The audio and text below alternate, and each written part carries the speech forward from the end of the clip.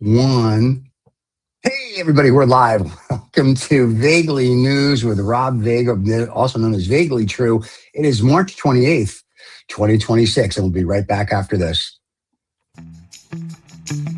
This is 2OF Entertainment. Well, here we go. It's the man that promises you nothing and delivers. It's the veritable man motor mouth. It's Road Woods who feels the need to call himself Rob Vega. It somehow makes him feel important. Anyway, do have a listen and try not to throw up. Hey, we're back, everybody, and nobody threw up. And Rob's gone, and there you have it. Hey, good to see you. Yeah, it's an interesting time to be alive. Here, let me just do it. Is that better? There you go. Now you're not. Now it won't be. You won't scare the kids. So good. Yeah. Oh, so on our side of the planet, the good stuff's going on. Donald Trump's going to finally take over Cuba, so we get Cuban cigars. So cool. I know you're happy about that. Yeah. Oh my goodness. I've talked to Donnie. I get to become the cigar czar. How is he? Is he right? Donnie's good. You know, he's got a little bruise on his hand. Tired. You Seems quite tired. Oh, he's old. Tired. You know, he's like 97 years old. He eats McDonald's and Asian women, and this is what happens. You got to pick. You can't have McDonald's and Asian women. You got to have one or the other. So, yeah, you got to, and you got to go for the healthy choice, which is McDonald's. So there you go. So, sorry, did you say Asian women?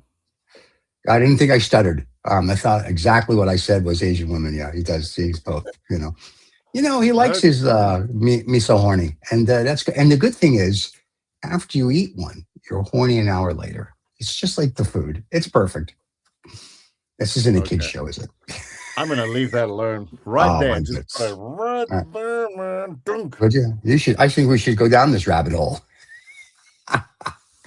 The people in Japan and China are going to love us. Hey, everyone in Vietnam, good afternoon to you. So, Thailand especially, yes. Okay. I don't know. So, you got lady boys there. It's a whole thing. What have I got for you? Okay, so listen. The one thing I wanted to do differently is I wanted to talk more about this than that. Your penis? You are. Your penis? I mean, you want to talk about your penis? Huh? Well, no, not that. Okay. Wow.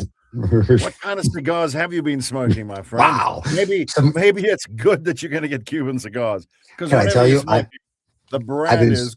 I've been smoking good Cuban cigars, but because now I'm back in the Big Apple, I have my 50 and 40-year-old Macallan and my Glen Fargus. So every Scotch now is you get to drink a bottle of Scotch with every cigar. I don't know what that means. But that means it's good Scotch. Oh, okay. All right. For the lay people. Okay, for the lay people. Right. So there's an interesting thing that I realized that I came across the other day. I realized, so you've obviously got your Trump people in the US that support them. There they are. And then here you've got your ANC supporters. Yes, we do. And what I find there's actually quite a link between the two. Okay. And the link is, and I came across this the other day. I was watching a chap who was talking about what do you do if you want to get through to one of those groups of supporters? And the answer is there's nothing you can do because their thought processes. Not disparaging them, but because of who they support. Right. And again, just passing on the message, I thought it was interesting. Depending on who they support, whether it's the government here or Trump there, basically the government in both countries. Yeah. Communist bastards. Their thought, their critical thinking has been shut down. Right. And they say this is part of a strategy that cults use. So what they do is they teach you a couple of words to just push out as soon as you get attacked. Okay. So for example, if you said to me, imagine I'm one of those Trump supporter people, and you said to me, yeah, but Trump this, Trump that. And then I would just fire back one of four things. I would say TDS, fake news, or witch hunt. And what was my deep state. So I just fire those four. Doesn't matter what you say to me. Doesn't matter what you say. I don't actually have to think or engage with you on any kind of fact. So you say, but Donald Trump did fake news. Fake news. So I'm not even at that point, I'm not thinking about it. I'm not thinking about your fact. And here you've got the same thing. Now, just to be very clear, anybody that's younger than 90 in this particular country, as in Right. South Africa, who happens to look like me with a pale complexion, anybody who has been fortunate enough to live here, and this is a good country. It's a beautiful country. There's no question. I've lived in countries around the world. This is, and by the way, a recent poll said South Africa is the friendliest country. I don't know who they were talking to, but apparently we're very, people are very friendly. I'm always wary of polls though, because I know, because once the Germans rolled through the Poles in the 30s, you can't trust them for anything. And the fact that they can't spell toboggan is also very, very bad, I think. Your favorite. But so the people here that are quite besotted with the ANC, I'm not one of those people. But it's nothing to do with color. I've always said in modern day South Africa, the color that you've got to think of is green, not black or white. Right. And as soon as I say that, those words that just pop out will be white, racist, loves apartheid. You know that. So it's built into the psyche. So if I present a fact to someone who is an ANC supporter here, and you can support whoever you want, that's a free country, but and certainly I would have no trouble if someone presented me with a fact and said, so I like the DA, but not because I'm white, because I like things to work. Right. If you look at Cape Town and Joburg, there's the one's working, the one's not. Simple. Right. This is not about color or politics or apartheid or black white. It's just people go and do their job. They don't steal. And they get it done. It's as simple as that. And if you visit both cities, I'm not saying Cape Town's perfect, but it certainly is better run than Joburg. So just on that, if you take color out of it, just on service delivery, performance, and you're an objective third party, and you go, well, the one's working, the one isn't. Okay, that's it. That's as far as you. So if someone presented me with a fact that said, yeah, it looks like the DA have got this underground bunker and they're going to bring back all these apartheid people. Look, we've got photographs. It's been verified by, I don't know, 5 reporters and so on. I go, oh, that's something we should look at. We should think about that. I am not closed to a fact that opposes my current viewpoint, which is what I think everybody should be. You should have those doors should be open all the time. So your opinion is malleable. It can move. Facts are one thing. Opinions change. And the crazy thing is I've noticed, and a lot of I've got mates in the US who are big fans of Donald. That's fine. And they can explain why that is. But what I've noticed, a lot of what they say is it's not always about Trump. It's about what Biden was. So they're very anti something. So therefore they'll just go here. You get some people who like Don. They say he's a man. He said, I'm going to do this, and he did it. And one has to concede, or not concede, but acknowledge he did that. There's a lot of things that he's doing, which he said he was going to do.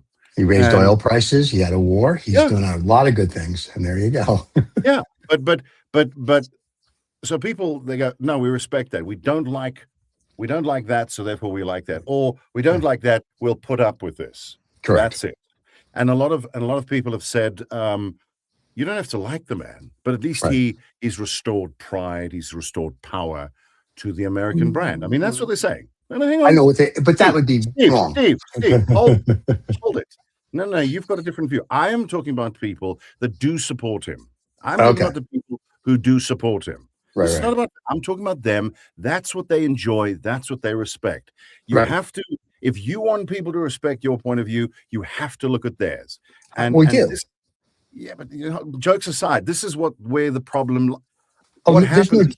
Hang on, Steve, hold it. What I'm saying is, it's a gang mentality. That's the problem. So I'm in the Trump camp, or I'm in the non-Trump camp. So I've got TDS, or I'm with Trump. And I'm saying the same thing is happening here in South Africa. You've got people who are pro-ANC or pro-DA, and they're in those camps. And I'm saying that these politics are not about camps. It's about you personally, you individually. And what happens is people enjoy the security of being in a camp, and they go, right, what are the buzzwords? That's what I'm going to fire at the other camp, without actually thinking what people are saying. No political party is perfect. No political party can say we've got everything sorted. Impossible. My favorite is when politicians stand up and they say we're going to create jobs. No, you're not. Politicians don't create jobs. Business creates jobs. Politicians create an environment that businesses feel comfortable in. They create the jobs. And if you look at this country, a lot of politics has been used to justify a lot of the policy. Previous politics, racism, oppression, all that has been fed into a corporate ideology which excludes people who weren't part of that. So they're going, we don't like that. That's why we don't like what the ANC is about. Can we rather talk about merit as opposed to color and race and a legacy of hatred? We want to talk about green, not black and white. People are black, people are white, whatever. It doesn't speak to any form of mental acuity and ability. And this is what, I don't know about the US, but certainly in South Africa, people that look like me were hoping for. This is what we want. Let's get rid of all that apartheid crap and let's all get together and compete. Now, if you're talking about the past and the imbalances, good, take my taxes, then build something. If you feel like there are millions of black folk who haven't had a chance, then take my money and go and build something, build schools, help people. That hasn't happened. Every day we are confronted by another corruption story. Just today, there's a whole thing that's come out. We're at a hospital here called the Tembisa Hospital, where they looted, as in created these shell companies and moved money around. And they estimate about 2 billion rand was stolen from this hospital. And the crazy thing is, the people who would have been helped by that hospital are from the very same communities that vote for the people that are in government right now. It makes no sense. Right. So it's not about black and white, it's about green.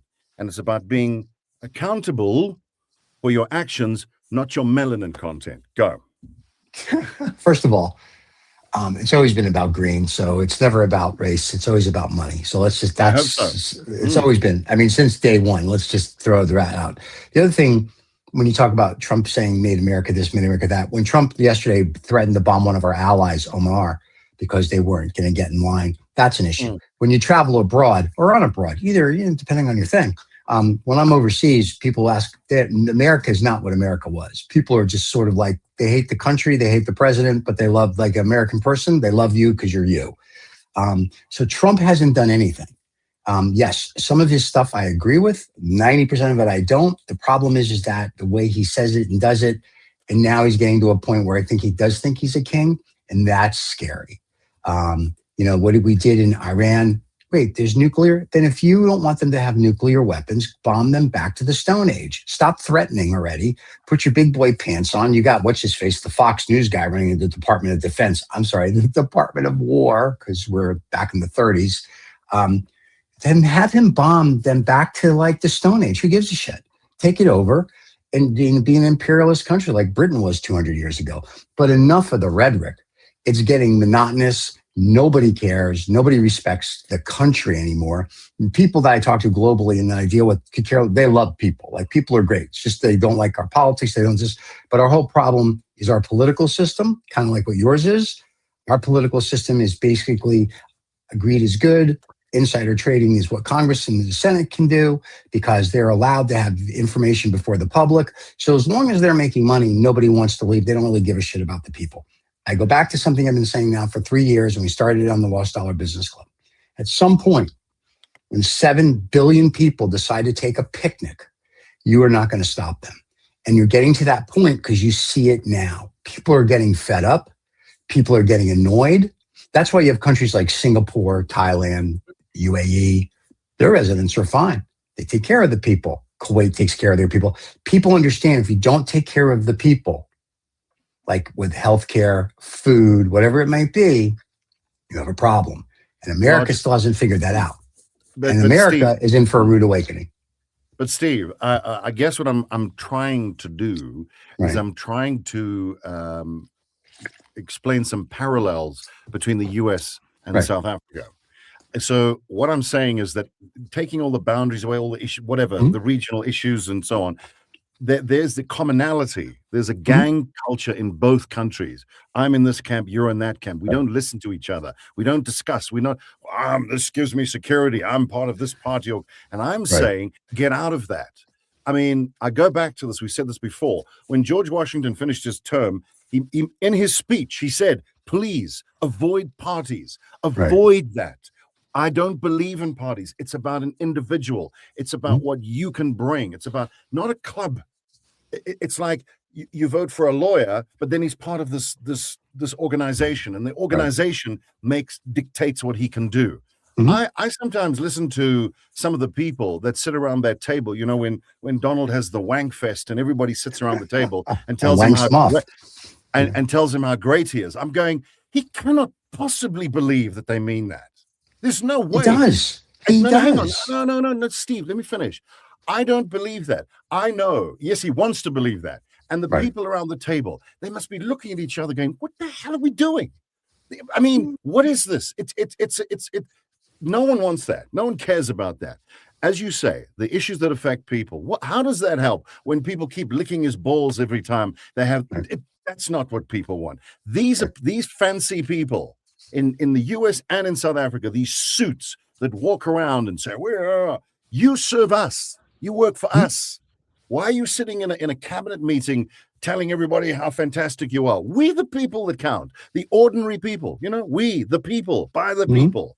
And in both countries, you've got these politicians who think they're above everything. I mean, you had that thing now where I don't want to comment too much on it, that fund that he wanted to create.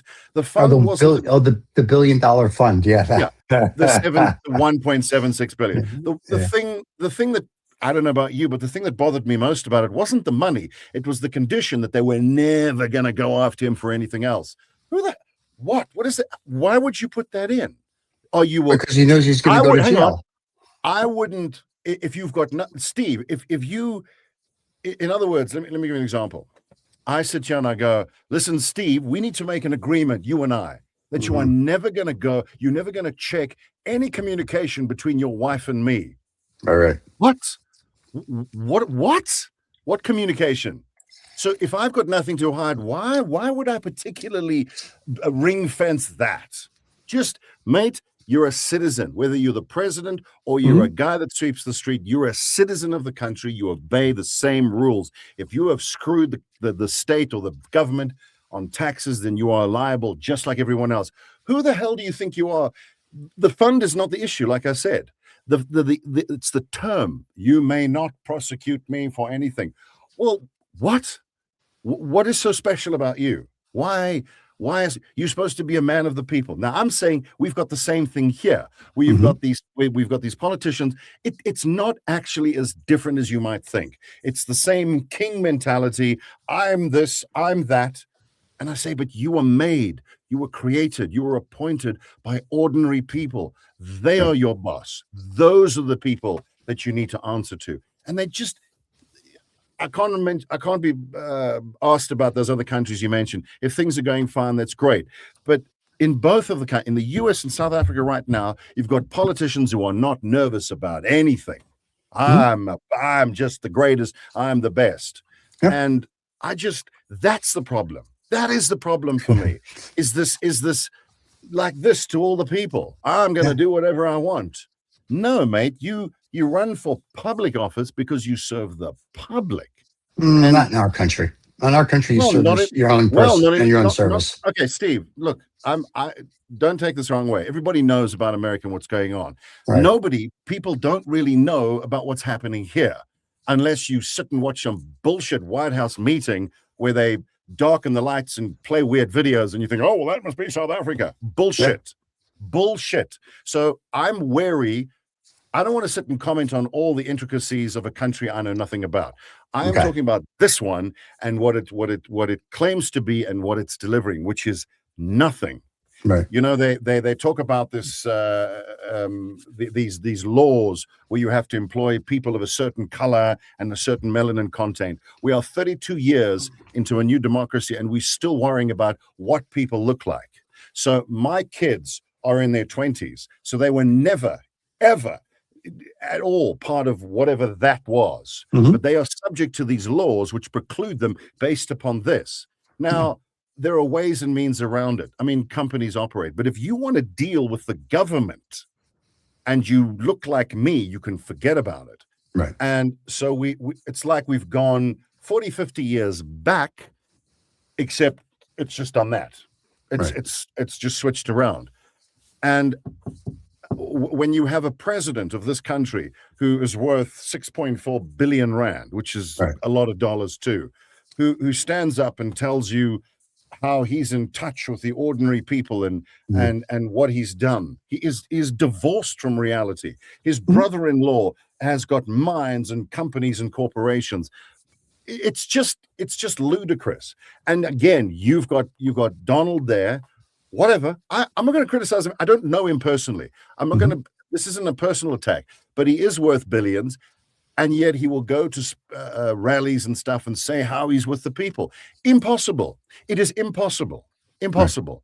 And it would be better if he said that. And it would be better for our one who said that too. Look, I'm a wealthy man. I've done well. I must admit I've lost a little bit of touch with.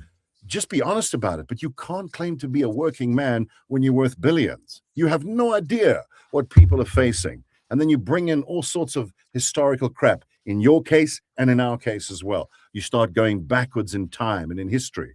I mean, I heard today he wants to go after that woman who, Jean Carroll, he wants to go after her. Look, we've got to find something wrong with her. No, mate, you lost the case. Grow up. And it's the same here. And every day I see the parallels are extraordinary. The people look a little different, but the attitudes and the motivations are identical. It's crazy. This might as well be the United States of Africa, USA, right here too. Anyway. Oh, cool. The 53rd state. What do you have? Do you have cigars there? Anything I can use and export? Yeah, mining stuff. Crap then. No. But got great meat. Great meat. Oh, got Asians, huh? Anyway, so here's part of the thing that you have to look at is that the problem is that when you become a politician, like we'll look at AOC, right? She's a chick from Brooklyn, 20-something years old. She becomes whatever she is, a congresswoman, a senator, who cares? Because she's an idiot. However, she becomes whatever, and she's like, I was a waitress. Nobody cares. Now, 5-10 years later, she doesn't remember. And that's the problem. The Nouveau Riche, and that includes most of the tech idiots, all Nouveau Riche. The problem is it's all about them. Yeah. Nobody's worried about, hey, if we don't give back, what are we going to do? And that's the problem I have associates and acquaintances and friends. When we have cigars, we sit around and discuss this because to us, this is a concerning matter. What's going to happen if and when 7 billion people decide to take a picnic? What are you going to do? What do you mean by that? I mean, they get tired and they go, you know what? Fuck you, rich people. We're tired of this bullshit. And you know what? Fuck you. And they go, get the pitchforks and torches out, and they're like, screw it. And that picnic. That kind of picnic. And you have 7 billion of them. And let's just say there's 1 billion people that are worth anywhere from, we'll say, $1 million up to whatever stupid money. You don't have enough people to protect you if 7 billion or 7.5 billion decide to go fuck you. Because part of that is going to be your military. It's going to be your law enforcement. I mean, the law enforcement, for the most part, doesn't do shit anyway in a lot of cities. And, because they're afraid of getting sued. I had a conversation a couple months back with a guy who just retired from a police department. I'm not going to mention it. I'm not going to do the slip it in thing. But he said the last 5 years were terrible to fund the police. You have to go like with 4 guys on even a barking dog call because we're afraid we're going to get sued. It's ridiculous. And it's Austin. But anyway, so I was sitting with him and he was telling me this. And I was just like, you gotta be kidding. So the problem is that America, and to one of these guys' points, as he wrote in here, weakness and all this other stuff, it's the pussification of not just our country, the world. Yeah. There's a certain group of people at a certain age that we know what it's like to work. Our grandfathers would say, whether you're worth $1 or $1 billion, you work. You have to be a productive member of society. You got to give back. You have to make sure. And then you have the Nouveau Riche that are just like me, me, me, me, me, me, me, me, me. How many islands can I buy? How many houses can I own? And you know what?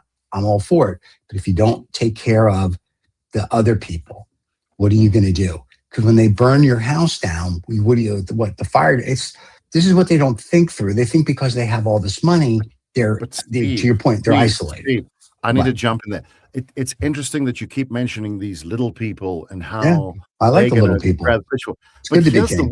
But here's the weird thing. And maybe I might have this wrong, but a large chunk, maybe all of it, maybe some of it, a large chunk. I'm going to make the full point here. A large chunk of the people in the U.S. who support Trump, not well off, not a lot of money.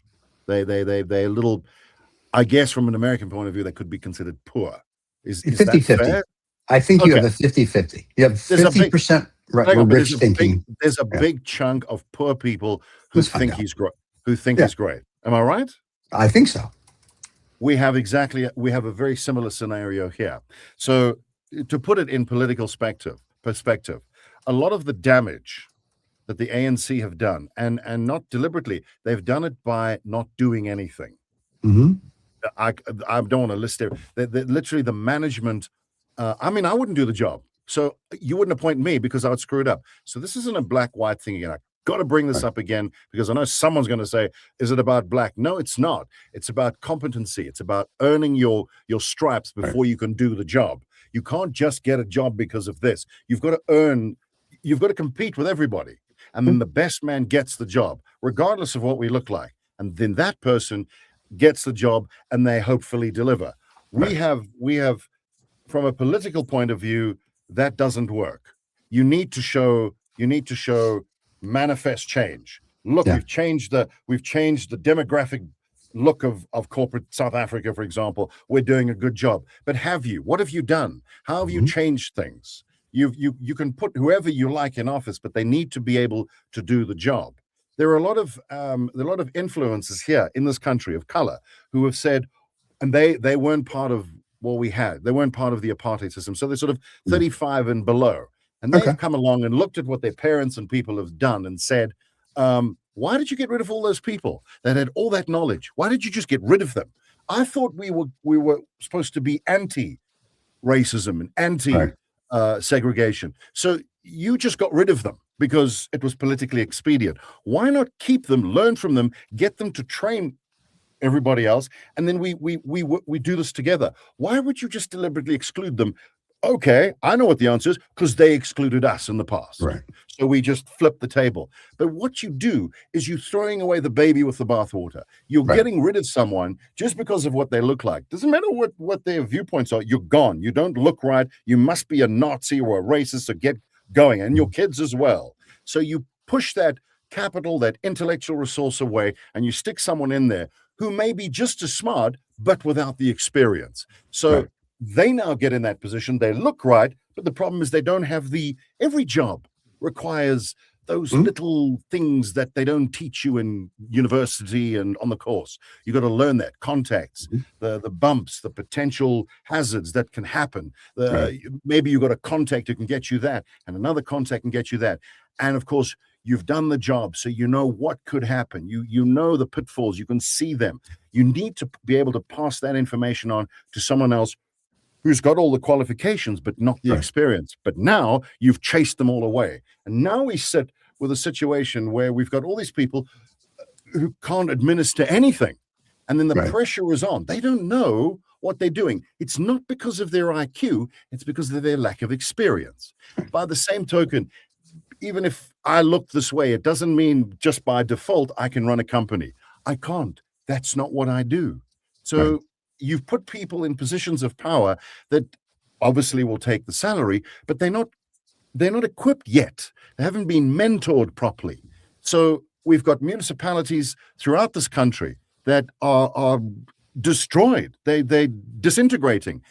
And it's not because the people aren't intelligent, it's they don't know how to do it. They didn't learn from anybody. They learned from no one. They just went, money, and the way you go.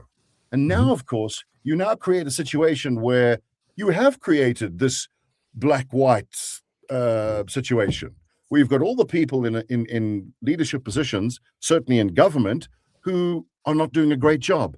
Is it because of what they look like? No, not at all. But they never had the opportunity to learn from people who'd already done that. We now sit with, and it's not just me saying that. This is from influencers of color who have seen that. They know it because they haven't been a part of that legacy of oppression and apartheid and racism. No one here of this persuasion, 5% maybe, thinks that was a good idea. No one.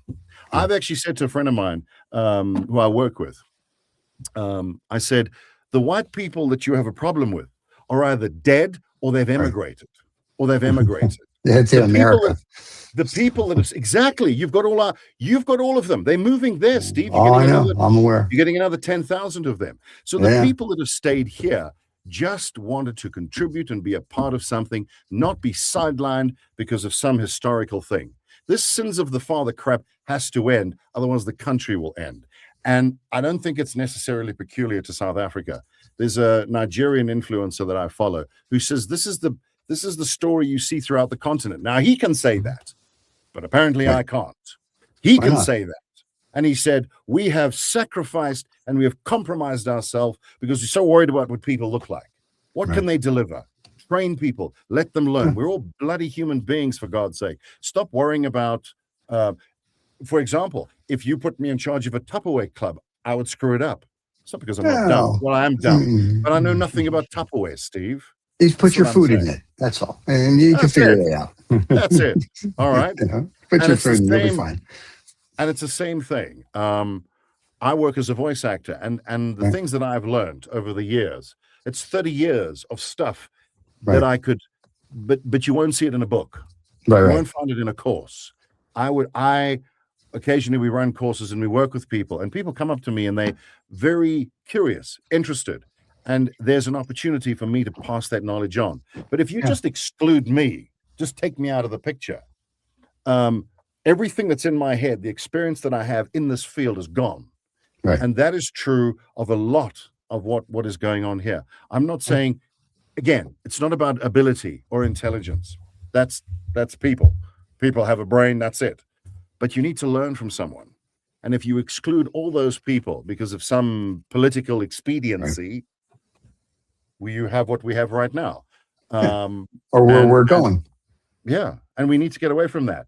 And also get away from the gang culture.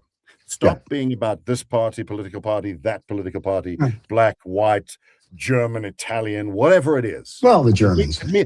It means nothing. It means absolutely nothing. You and I have had this discussion. It means absolutely bugger. What can you produce?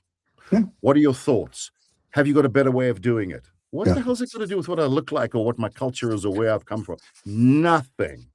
Well, get out of your gang and deliver something. That's all I'm saying. That's the problem is we've been a gang mentality since day one.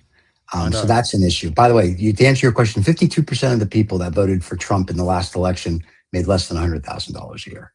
So there you go. And now they're worth less because we have gas prices and eggs and everything are going up. So congratulations, smart choice. Anyway, the problem that we have in our country, not South Africa, is that because everyone's like, you have to be part of a gang.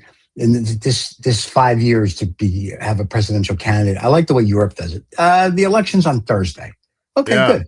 It's like, boom. Like, let's get it. I don't need like 6 months of your bullshit. I just get it over with. And I've said this before. I'm not a Republican. I'm not a Democrat. I'm nothing. I mean, because it's an embarrassing joke, and sometimes being an American is as well. So it's very much, how do we get back to our roots? And I don't mean the book that Alex Guinness wrote many years ago. It was a very good movie. But anyway, I want to get back to like, how do we just make, and forget America great, how do we just make America America? Like, we have 300 plus million people here of every color and every religion. You're male or female. We're not going to go through this other ridiculous crap. I could care less about that. Your pronouns are either you're a girl or you're a boy. Done. Right? That's it. The other crap I don't care about. The LGBTQ, respect you, but Don't make me have to start figuring out what you are because I don't care.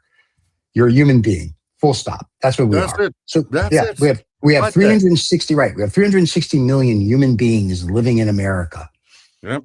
Why can't we figure out how we make life better for the 360 million human beings here? And how we say, hey, let's make sure your kids don't go to bed at night hungry. Let's make sure you I have can answer that. proper Medicare. Well, so can I, but it's embarrassing. No. I can answer why. I can answer why that isn't being done. It Money. seems so simple because, again, I bring back to this thing where you can. There's a parallel between the two countries.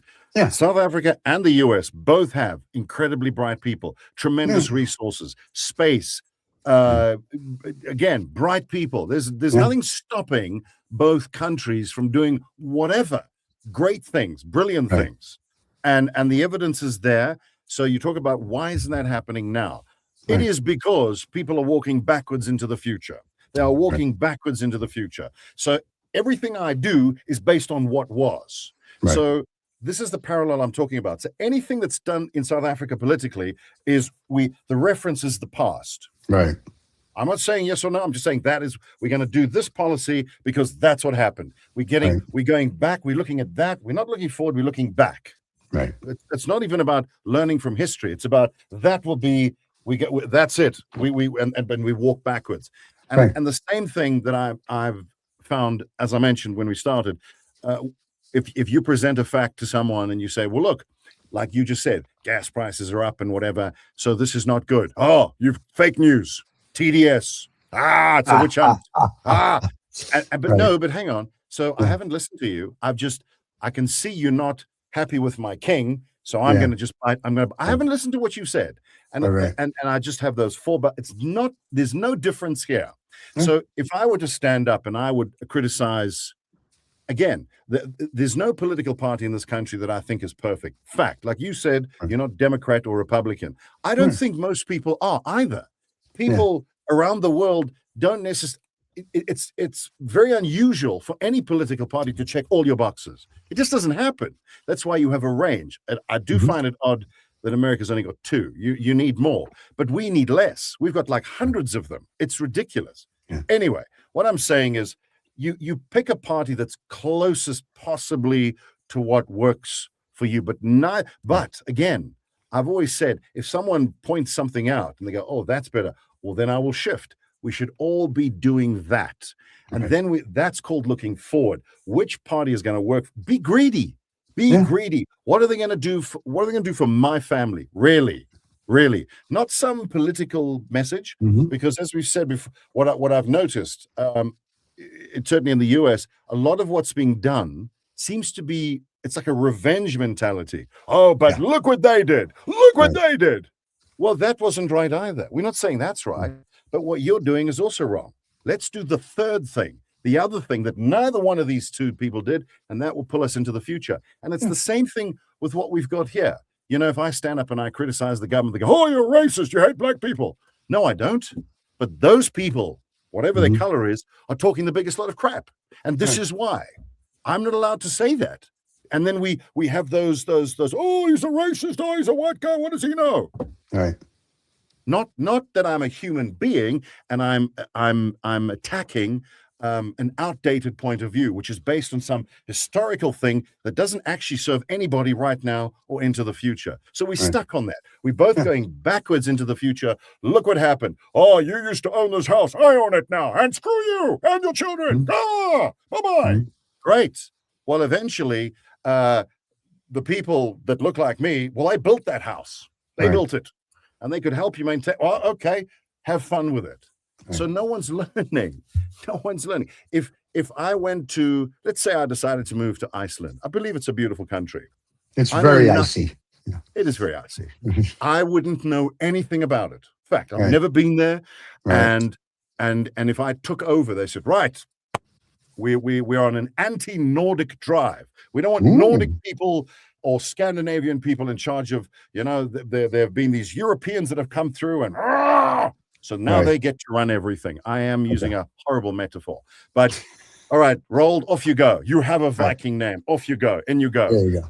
I would, and I get rid of all the people that had built what I was running. I Right. wouldn't know what I was doing. So within a couple of years, someone could make the argument that, oh, so people that look like Roald, they screw everything up because we've put him in Iceland, we've put him in charge, and look at that. It's no land now. It's gone from Iceland to no land. Nothing. Right. He's killed it. So because I got rid of all the people that built it, they're gone. I don't want them. Goodbye. Mm-hmm. Or I must start something new. But I can't do that. I can't run that because my people, the where I come from, didn't have anything to do with that. That doesn't mean I can't learn.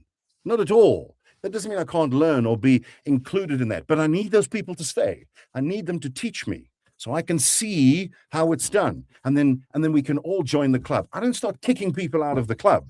I need them there. I need them to stay. That metaphorically is what has happened here. All the people, right there, whatever you may think of their past or whatever, they built that. Right. They built it. They know how it works. So keep them. Yeah. And you can mandate they need to show you how it works. And that's it. Then you're good. But if you tell them all to go away or you get rid of them for political expediency, then you compromise your own life and your own futures.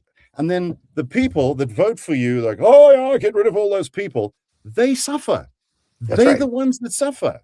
Not me. They do. And that's what's going on now. Ridiculous about it. We've got all kinds of service delivery problems. And honestly, Steve, the people that are suffering most are the people that voted for the government. Right. So well done. Who are you serving? What have you built? They don't think. That's terrible. Well, and kind of like over here, I mean, so to your point, we go backwards to go forward. We're not really going forward. We keep going backwards. But the problem is here, you can only blame, the past administration so many times. There's an old proverb about the Russian premier. So the one Russian premier is leaving. He says to the other Russian premier, I left you 2 letters in the desk. He goes, okay. He says, when the shit hits the fan, you open up the letters. And he goes, okay. So he's in the job a few years. Shit hits the fan. He opens up the first letter, says, blame me. So he blames the past administration. Got it. No problem. Perfect. A few years later, shit hits the fan again. Opens up the second letter. He says, write 2 letters. So it's kind of what we do here in America. It's like Trump. And here too. And here too. Well, globally, it's like Trump goes, oh, it's Biden. It's the Democrats. He says, let's just stop with the bullshit. Great that your family's made billions of dollars since you've been president. That's great. Yeah. Happy for you. That's capitalism. All for it. However, why don't we propel the country forward? I don't think we really needed a new ballroom for $1 billion. You probably could have put that somewhere else. I think you need to worry about, I don't know, education, healthcare. Now, if you're just trying to dumb down the planet so the top 1% are going to rule all the people, great. Universal basic income, give everybody $500,000 a year, have robots start doing everything, and then everyone will be stupid and you can do whatever you want. But if you're not going to do that... Like Wally. Yeah, like Wally. But my point is, if you're not going to do that, once again, you have 360 million human beings in America, and let's just say 250 of them aren't doing well, the picnic's going to end. And then what are you going to do? But Steve, here's the thing. I want to say something else, and that is that you as a leader, I don't know if you ever remember the movie Ants. It was an yes, I do. Movie. With what's his face? Kevin Spacey was the lead ant, or grasshopper, or whatever it was. Right. And I remember nothing about the movie except the quote where he says, "Oh, under new management, are we? First rule of leadership: everything is your fault. So when you take over, goodbye past. It's gone. Goodbye. Cheers. Everything from this point on that happens is your fault, even if it was a shit show when you walked in. Correct. It is now your shit show. No one said you had to accept the job, but if you accept the job, you accept that as well. You draw a line in the sand and you say, right, from now on, everything is my fault. I am a leader. I am serving people. That's what it is. I remember on one of the talk shows, somebody was talking about how Kamala Harris was doing and how she had started cratering. And the guy said, it's a very interesting thing. When she was just talking about herself and her plan, she was doing fine. But as soon as she started talking about Trump and he did that, she died. So that's the point. So if Trump did that and our lot did that as well, they said, we don't. What about the past? We don't talk about the past. I am Right. now in charge. I am the president. This is Correct. it is my fault. Everything is my fault. I don't Yeah. have to have this job. But if I accept the election, the results of the election, I take this job. I don't blame anybody before. What's that going to do? How would that help anything? You voted for me because you didn't like what was. But from now on, fix it. it's me, and I've been put in office, put in power to fix it. So I move forward. I don't look back. I move forward. I look forward. What can we do? It's tough. There's a guy who writes like the Jack Reacher series, Lee Child. I think his name's actually Jason Grant or whatever. But anyway, his pen name is Lee Child, and he said, you'll understand what I'm saying. He said in writing, because this is the way he writes. He said, "There's my starting point. There's my end point, and away I go. Type away, and Jack does this, and Jack does this." He said, "You'll get to the end or near the end of a chapter, and you find yourself in a situation where your character is in an impossible situation. You have written him. You have written him into that." And he said, and then you stand back, you review your writing, and you go, "Oh, I should take that away." No, you don't take that away. You don't take that away. You are now the reader as well as the writer. You have to write. You have to write your way out of that. You have to figure it out. Now, the same thing is true if you accept. No one says you have to be president, but if you put yourself up for election, just know that's probably what's going to happen. If you get the job, chances are the guy before you or the party before you screwed up. So you are definitely taking on. If they were doing a great job, you wouldn't be in office. So it is literally the definition of accepting the result. It's you've got the job because this guy screwed up. The people fired him. I mean, that's exactly what happened. In the US, the people went Democrats, Kamala Harris, Joe Biden had that thing on TV, whatever it is. We're firing that. He's fired. Goodbye. It's all. We know it's bad. We know it's bad. Right, Don, get on with it. And then Don keeps talking about them. No, we know that. We know about that. Sleepy Joe, all that. It's fine. But what are you doing? And it's the same thing here. Yes, apartheid sucked. It was terrible. There are, I can't even imagine. But what do? Do we keep talking about the past, or do we create something for the future? And yes, you can say that. Literally, as we've said on the show before, Steve, every community, everyone, and you always talk about yourself. Say it. The Jews. Oppression. Yes, Jews, exactly. Okay. Ha. Moment of brevity. Everybody has been oppressed by someone else throughout the ages. If we're going to start measuring who's been oppressed more, we'll be out all day. So the Jews. We are oppressed by more. Would you say? Okay, fine. Yeah. But now that's why we own everything, because you oppressed us, and now we just took it all over. Right. So the moral of the story is, if you're oppressed, take it over. That's right. That's how we look at it. That's see, really what we need, and this is the problem in America right now. What we need is we need that, but we need a Jewish president and we need a woman Jewish president that's like a grandma, because she'll come in and she'll be like golden in my ear. She'll just fix it. She's not going to, there's no bullshit. And this is the problem. Bernie Sanders is a wonderful Jewish grandma, but no, he's near death. Like Bernie, one slip on an ice and done. We need like a 50-year-old Jewish grandma. Bernie's going to live to 200. I think Bernie is 200. I talked to him the other day. And he is crazy how sharp he is. He's amazing. Even if you don't like him, I like have to concede. No, but even if you don't, if you think he's a communist or something, if you're one of those people, you have to concede. The man, he's very sharp. First of all, he stayed with the same message for decades, and he's as sharp as can be. He's like in Vermont or something. There's only 6 people, so getting elected to be senator there, it's not like it's a tough job. If I moved to Vermont, I could become senator. I could go, Bernie. I'm gonna be the other Jew that runs. And Bernie's gonna be like, "Hey, there's another Jew." It'd be great. But my point of this is that we probably need a fiscally responsible, make America strong and great and wonderful and powerful, but hey, let's to your point, let's go forward. Let's not blame the past. I would love to see a politician get up there and say, I don't know what I'm doing because I've never been president. I'm going to do the best job I can. And to your point, everything that happened in the past is instead of blaming it on everybody, it's my fault. We're going to try to fix it. If you got a Congress and a Senate together that between all of them had IQ points, that would be beauty. But if you got that and they weren't so much worried about their little pocket and their little this. And they said, how do we make America as a whole function as a proper country? Oh my God, we would be like we'd be like Singapore. We'd function like a real company. People would have health care. Kids wouldn't go to bed tired and without food. People would have housing. There'd be electric. Oh my goodness. Dogs and cats would be living together in sin. It would be awesome. I'm very excited about this, but it won't happen. And that's why we're all going to live on Pluto, according to Elon Musk. So I got that going for me. So, yeah, well, as I say, a lot of parallels between the US and South Africa, and it's. Do you have any Jews in South Africa? I'm just curious. Or you didn't kill any of those people, right? You got a couple, like 6? My son's dating one, so we got the memo. Just to let you know, it's right here. I got the memo that he's dating. We want to say thank you. So, yes, very welcome.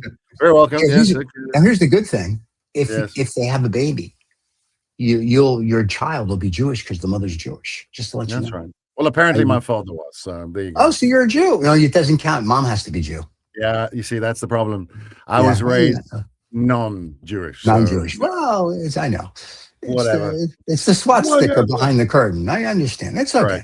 We own everything. Thank God we have space lasers. So we own everything. It's true. I read it in a book. It's got to be true. No, it's true. It's true. The banking, the money, we got it all. It's good to be Jew. So, in fact, we talked about that on the cigar show Saturday. We made a joke about that. I said something about Riz's people. He goes, your people. And then we go down the Jewish path. Because one of the guys that watches the show is very Jewish, and he's worried about that. Yeah. Steve, I must tell you, a mate of mine, his mum, there's no filter. I think she's about 80 odd. And one of the joys, God bless her. One of the joys about old ladies, not all of them, but certainly a lot of them, is they lose that filter, which is actually a good thing. It can be funny. It can be like you'll be going to a store and they want to check her bag. What are you doing? Get out of my stupid bag! Boom, whatever. And we were chatting about my heritage, which is, as you say, my father was apparently Jewish. He never told me. He passed away, and then I discovered that, like it was this revelation. And my mom obviously wasn't. And she was sitting across from the table, and she heard us saying, "Oh, so you're Jewish?" And I went, "Well, not really." She said, "No. You're good with the money. You must be Jewish." Oh my God! But that's and I sat there and I thought, I don't know whether I've just been. What was that? Was that a compliment? Was it a? Were you roasted, or did you get a compliment? Was that a little racist? What was that? A little bit in the middle. It's like one of those, straight shots. But see, that's what's nice if you can bring the world together, which we never will. Which is good because I own defense stocks, so we should never bring the world together. I mean, Daddy's got to make money. But my point is that if you could bring the world together, it's really humor that does it. I mean, Robin Williams has the greatest line ever. He was in Germany. And he asked the lady, the interviewer was talking to him, and he said, "Did you wonder why the German people don't have a sense of humor?" She asked Robin Williams, and Robin Williams replied, "Did you think maybe you killed them all?" And so the lady just kept going on with the interview, and I'm thinking, that's chutzpah right there. That's chutzpah. That's great. I mean, it's true. It's an interesting thing. If I listen to some of comics, some of these shows, which are essentially comedy shows, but they're very topical, the ones I'm talking about, late night television and even comics. It occurs to me, look, I genuinely believe that a good comedian, a decent comedian, is by virtue of the job that he or she does, they are very smart people. You cannot be dumb and be a good comedian. I don't think that's possible. And what is extraordinary about a lot of the comedians that I've watched, even ones I don't necessarily agree with, these are the people that should be running a country. And that isn't a joke. That is true. They seem to possess an understanding, a full understanding that most ordinary people don't. And in that way, they're able to analyze things, bring things, make things funny. But behind a lot of these jokes are some very, what's the word? I'm not going to say pungent, salient truths. Is that right? Salient? I don't know what salient. I took some salient earlier. It was beautiful. Put it on a thing. I'm just pulling. I don't know if that's the right word, but they are stark. They're real. These are horrible truths that we are now kind of making a joke of. But we see them. We understand them. They're there, and because I've put them together in that way, it's. For example, let me give an example of something funny. but not funny. And this is a news story that happened today, and this is the crack I made. Yeah. I'm saying I'm an intelligent or bright comedian, but nobody else is either. So you're good. I try. Yeah. So they mentioned the fact that and this is true, the Justice Department here, if you want to call it that, have lost track of about 20-odd thousand parolees. Nice. Over the last, yes. So they don't know where these parolees are. So those are the, they've got to report in. This is the job I'm trying to get. Blah blah blah. I was released from prison early. Blah blah. Parole, whatever. Sure. And they've lost. They can't. Sorry, the word is they haven't lost them. They can't account for. They can't account for them. That's nice. Yeah. And they can't find them. So I said, "Have you tried Parliament?" What happened? Well, no, nothing. But the thing is, the reason why it's funny is because half the people in Parliament are. So therein lies the humor. I'm drawing a parallel between what I've said and what a lot of the comedians do, and that's it. That's why it's funny, because it's true. That's why it's funny. And I'm saying because of that truth and that ability to see the truth, I think the US and us too would do very well to get a comedian, honestly, as president. And but Mel Brooks is too old because he would make a good president because it's good to be king. Are you kidding? Groucho Marx would make a good president, but he's dead too. There's nobody really. Look at a guy like George Carlin. Oh, he would have been great. George Carlin. I mean, are you kidding? Awesome. And the crazy thing is, he was like the forerunner for a lot of what comedians do now. Yeah, he almost created that genre. But the funny, if you go back and listen to what his material was, he was knee deep in it. He was right there with this incredible insight and understanding. I mean, there's that whole routine where he talks about the stuff that you buy to put the stuff in, and then you buy more stuff. Bigger stuff. Bigger stuff. And he goes on for 3 minutes of that. Yeah. And then he talks about you and I, there's this big club, and you and I, we're not in it. You know the routine. Yeah. And, when I was a kid, I had all those albums. It's funny, but it's true. Yeah. And that's why it's funny and scary. Steve, I have to go. In that case, kids, it's been a lot of fun to hang out with Rob Vega. We're going to go, and we'll see you guys maybe next week. And here's the ending credits. We'll see everybody next week. Thanks for watching the show. Don't forget to subscribe and like. Cheers. Thank you so much for listening to this Old Woods Rob Vega, whatever the hell he wants to call himself, fellow. This podcast thing, it makes him feel very important, and he's a difficult fellow as it is to deal with. So thank you so much for putting up with him, and do take care.